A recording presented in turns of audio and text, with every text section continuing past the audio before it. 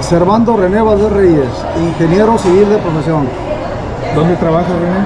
Trabajo en el organismo operador de agua potable de la ciudad de Tijuana, Baja California, por sus siglas CES, Comisión Estatal de Servicios Públicos de Tijuana. Ok, ¿qué puesto has desempeñado en esta comisión estatal? Bueno, en este organismo ya cuento con 27 años de experiencia. Prácticamente me he desarrollado en el área operativa, siendo jefe de los distritos operativos, de los 7 distritos operativos que existen en la ciudad de Tijuana y la ciudad de Playas de Rosarito. He estado en el departamento de construcción, desempeñándome como encargado de fraccionamientos. He estado como residente de obras, he estado también en el área de proyectos. Se puede decir que mi experiencia dentro del organismo, pues casi conozco de todo, excepto lo comercial, pero todo lo que es técnico lo conozco perfectamente. Excelente. ¿Cuántos usuarios tiene la ciudad de Tijuana ahorita, ¿no? La ciudad de Tijuana cuenta ahorita con una población de casi 2 millones de habitantes, que pues son los usuarios que tenemos. Aparte de Tijuana, también el organismo opera en Playas de Rosarito, que es una ciudad más pequeña con alrededor de 130,000 habitantes. Okay. ¿Y cómo es el servicio de agua para la ciudad? ¿Cuál es el origen del suministro y cómo es el sistema para llevarlo a las viviendas? Bueno, actualmente el abastecimiento de agua para la ciudad de Tijuana y Playa de Rosarito depende en un 99% del sistema de agua del río Colorado y el 1% más o menos de explotación de pozos. Más o menos tenemos un gasto promedio de 4.2 a 4.5 litros por segundo diarios que abastecen las dos ciudades, ¿no? Metros. 4.2 metros cúbicos por segundo, que son 4.200 a 4.500 litros por segundo. El agua viene desde San Luis Río Colorado, llega a Mexicali por unos canales a cielo abierto, de ahí se bombea por un sistema de bombeo para cubrir una altura de casi 1 kilómetro de alto por la Rumorosa, donde posteriormente se conduce por gravedad hasta una presa llamada Presa del Carrizo. Esa Presa del Carrizo almacena alrededor de 40 a 60 mil metros cúbicos. Posteriormente de ahí, por medio de unos acueductos, llega el agua a una potabilizadora, que es la potabilizadora del Florido, que esa potabilizadora tiene un gasto promedio de 5.2 metros cúbicos por segundo. Es como nos abastecemos actualmente. Y de ahí de la potabilizadora, ¿cuál es la red o cuál es el esquema de suministro hasta llegar a las casas? Ok, contamos con 3 acueductos principales.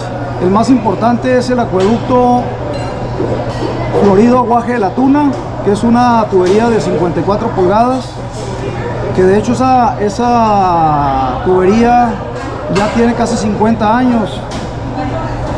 Ya es tiempo de que se vaya rehabilitando. Tenemos otro acueducto que se llama Florido Tai. Ese es un acueducto de acero de 42 pulgadas. Y tenemos un acueducto que le llamamos Florido Popotla, que abastece la zona costa de Rosarito y llevamos agua hasta Ensenada. Esos son los 3 principales acueductos. De ahí se derivan líneas secundarias, tanques de almacenamiento, bombeos, reductoras, rompedoras y una serie de instalaciones, ¿no?, para poder hacer llegar el agua hasta las viviendas. De acuerdo a los cálculos y a la dotación diaria de una familia, estos tanques obedecen generalmente a cuántas horas de almacenamiento. 24, 48, 72 horas. ¿Cuánto tienen de margen estos tanques para algún desperfecto, algún corte? ¿Cómo se maneja aquí en Tijuana esa parte? Ok, bueno, el sistema cuenta con tanques de regulación, tanques de almacenamiento. Los tanques de regulación son tanques que, como le dice la palabra, nada más es para regular el gasto de las horas pico, ¿no? Esos tanques se vacían en el mismo día, pero tenemos tanques de almacenamiento con duración de 48, 72, hasta un poco más de tiempo, dependiendo de la zona de abastecimiento. Muy bien. De ahí de los tanques, entonces ya está la ramificación última y llegan a una herramienta de medición, que es la micromedición. Este tema en la ciudad de La Paz es un tema que últimamente ha causado pues muchos comentarios, porque acaba de confirmar el director del organismo operador de La Paz que solamente el 30% de la ciudad tiene una herramienta de medición. El 70% son tomas directas que no tienen cómo auditarse. ¿Qué opinas al respecto? ¿Qué tan correcto es este esquema? ¿Qué tan riesgoso es? ¿Realmente se va a poder garantizar un buen servicio cuando pues prácticamente nadie está auditando ni cuidando el 70% de los usuarios? ¿Qué visualizas tú para este sistema? Bueno, pues ese podría ser uno de los principales problemas del abastecimiento de la zona de La Paz, porque si el agua no se contabiliza, las personas tendemos a malgastar el agua. Sí, desde aquí como experiencia en Tijuana, yo tengo aquí 27 años en el organismo. Desde que yo entré a Tijuana yo creo que contaba con una población de 1.500.000 más o menos. El gasto que tenemos ahorita en Tijuana es prácticamente el mismo de hace 27 años. Y una de las cosas a la que les atribuimos esa situación es a que ya contamos con un 100% de medición. Eso nos ha ayudado a que la gente controle un poco más el gasto y haya menos desperdicio de agua. ¿Tú consideras entonces que la micromedición es el punto de arranque para tener un servicio eficiente? Claro que sí, porque si podemos medir una cosa, la podemos mejorar. Si no la podemos medir, es algo que se nos sale de las manos. Entonces yo creo muy importante que sepamos cuánta agua entra a nuestro sistema y cuánta agua se está utilizando en las viviendas, para determinar ahí la pérdida por fugas o por robo de agua, ¿no? Claro, hay sistemas que pueden identificar algunas fugas domiciliarias o las líneas principales. ¿Qué tipo de tecnología tienen aquí en Tijuana para eso?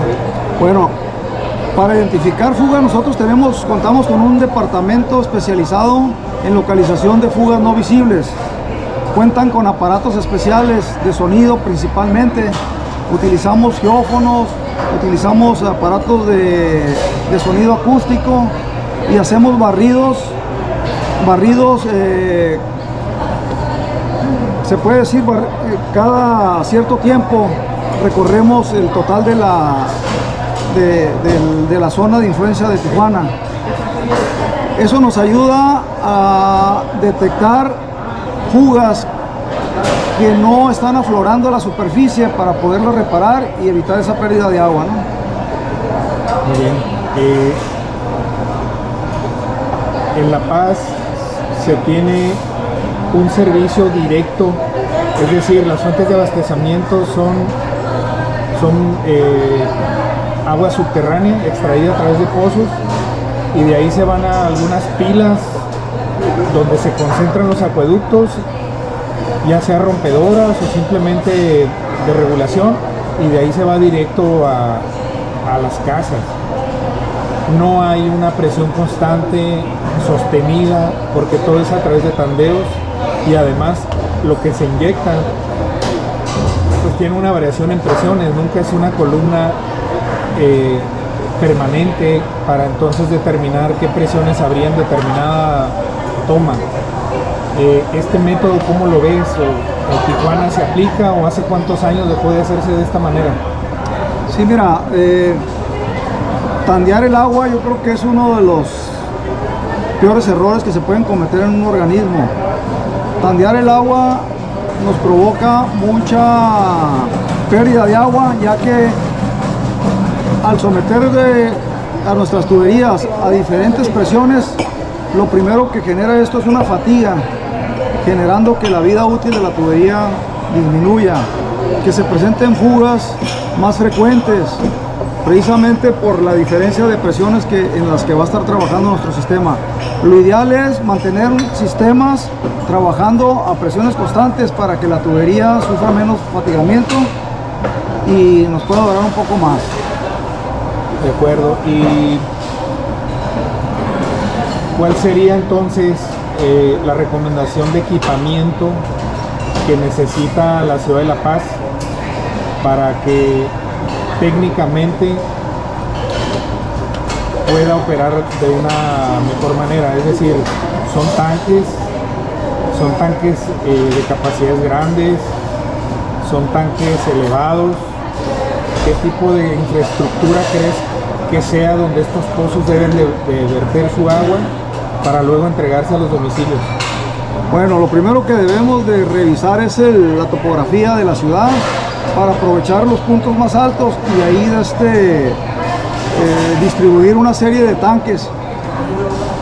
Deberían de hacer lo mismo que aquí en Tijuana, ¿no?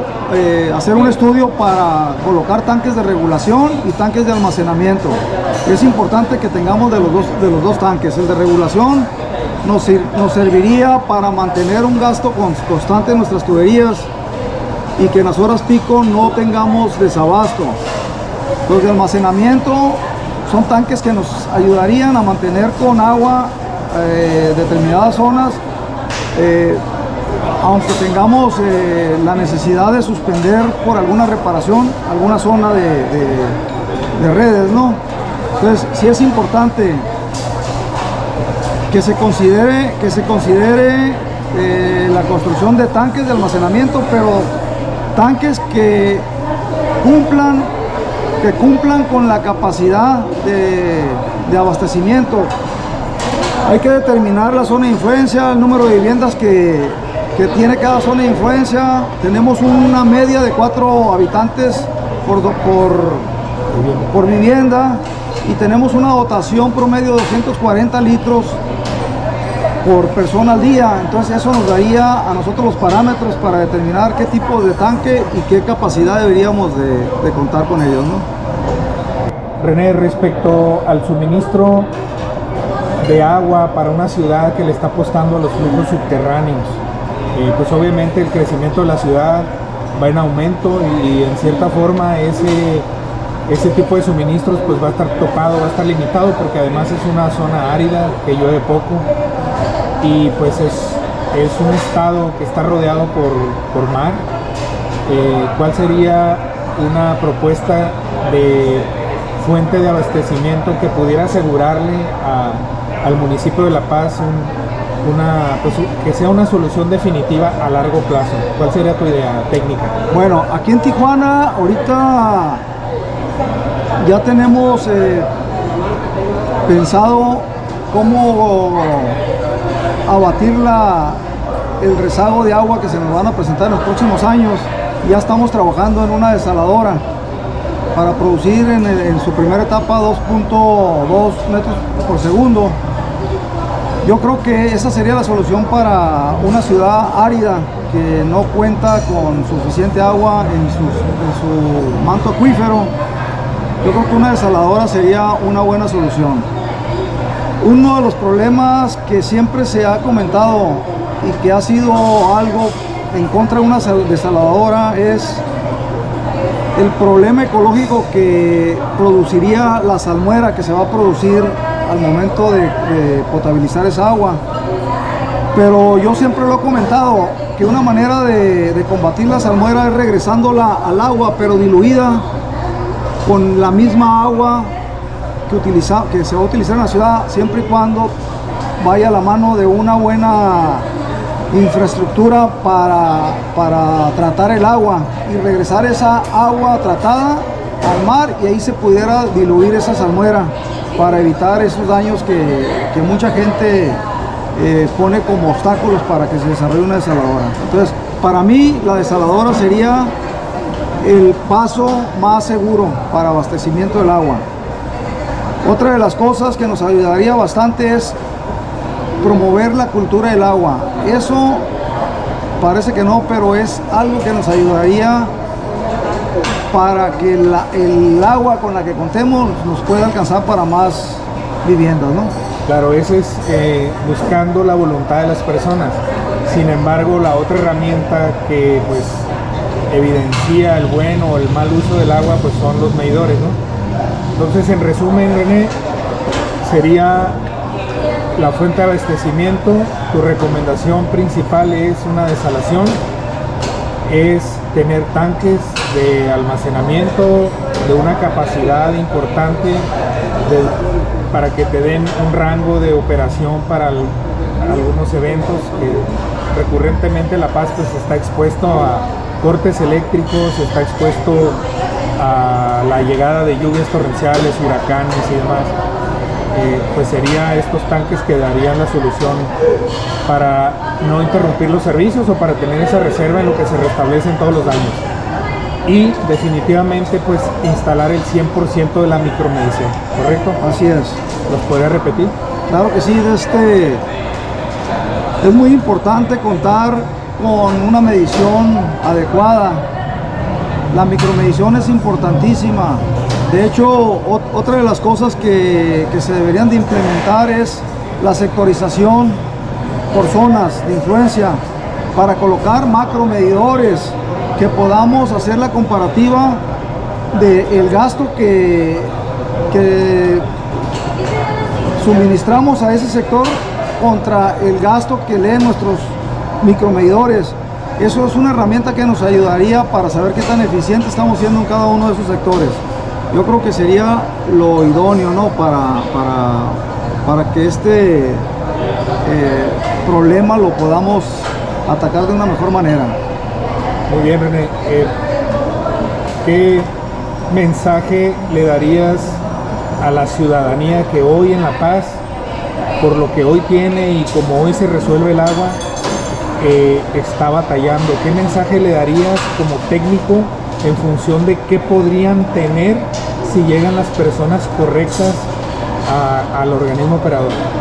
Bueno, yo creo que si llegan personas con capacidad para resolver el problema del agua en La Paz, yo creo que lo primero que tendríamos es continuidad en el servicio, que eso sería bastante bueno. Ayudaríamos a mejorar el nivel de vida de las personas. Definitivamente. Tú podrías entonces, tú visualizas como técnico que poniendo a las personas correctas podríamos sí tener un servicio 24/7. Claro que sí, yo creo que sería un esfuerzo conjunto. Si hay algo bien importante, un organismo operador debe de estar manejado por personas técnicas. Si se cuenta con el personal adecuado y se separa un poquito lo técnico de la política, esto nos ayudaría a tener uno de los mejores organismos. Aquí en Tijuana lo hemos logrado. Hemos estado en los mejores niveles a nivel nacional y en un tiempo estuvimos en los primeros lugares a nivel Latinoamérica. ¿Por qué? Porque contábamos con las personas adecuadas. René, ¿qué opinión tienes de los tanques elevados para una ciudad? ¿Qué características debería tener para que sí funcionen? Bueno, nada más decirte que aquí en el organismo de Tijuana solamente contamos con un tanque elevado de esas características que comentas. Ese tanque elevado lo es un desarrollador para un fraccionamiento en específico y consideramos que no son muy adecuados porque son tanques que almacenan muy poquita agua y dependen mucho de un suministro por bombeo. y son varias las causas que nos generarían una falla en la continuidad del servicio, sobre todo por una falla eléctrica, ¿no? Ok. Nosotros consideramos que no son adecuados. Como les comentaba, hay que aprovechar la topografía de la ciudad para colocar tanques de almacenamientos y aprovechar esas elevaciones para distribuir por gravedad, utilizar lo menos que se puedan equipos de bombeo. Yo creo que si en La Paz contamos con gente capaz y gente que quiera hacer las cosas, va a mejorar bastante la situación del suministro del agua. Muy bien. Muchas gracias. Un saludo a los paseños. Y un gran saludo para todos los paseños. Por ahí me ha tocado estar en 3 o 4 ocasiones. Una ciudad maravillosa. Nos encanta la pesca y yo creo que por ahí vamos a estar dentro de poco tiempo. Vamos a ver si sacamos un dorado, un marlin. Ahí acompañado del arquitecto Héctor. Y el tritón, adelante. Al arquitecto Héctor García lo conozco hace muchos años. Yo, como les comenté, una de mis facetas en la Comisión Estatal de Servicios Públicos de Tijuana fue como encargado de fraccionamientos, y mi principal objetivo ahí era coordinar a los desarrolladores, que las obras que se ejecutaran dentro de los nuevos desarrollos contaran con las normas que nosotros tenemos dentro de nuestro organismo. Ahí fue donde conocí a Héctor, ya que él trabajó mucho tiempo en una desarrolladora, una de las más importantes en su momento, que fue Urbi. Ahí desarrollaron bastantes desarrollos. Posteriormente él se retiró a La Paz. Por ahí estuvimos en contacto. El arquitecto estuvo ahí como director de Zapa y estuvimos ahí apoyándolo con asesorías. Él regresa, después de haber culminado ahí su etapa, regresa nuevamente a Tijuana y vuelve a los desarrollos. Ahí volvimos a tener comunicación. En esa etapa de Héctor anduvo como entre 4 o 5 desarrollos más, y esa es la interacción que hemos tenido con él. Además de que pues, nos hicimos muchos amigos porque tenemos muchas cosas afines. Es una persona que, para mí, el arquitecto es una persona muy ordenada, es una persona que hace muchas cosas y las hace bien. Combina mucho el trabajo con el deporte, combina mucho el deporte con la convivencia.